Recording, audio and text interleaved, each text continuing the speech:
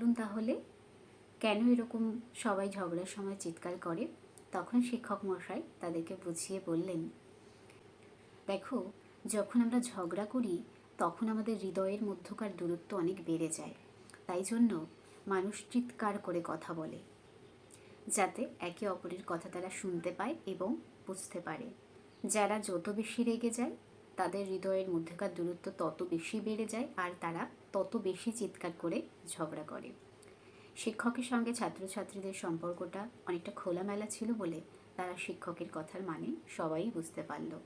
তখন শিক্ষক মশাই আবার তাদেরকে জিজ্ঞাসা করলেন, আচ্ছা বলো তো, কি ঘটে যখন দুজন মানুষ একে অপরকে ভালোবাসে?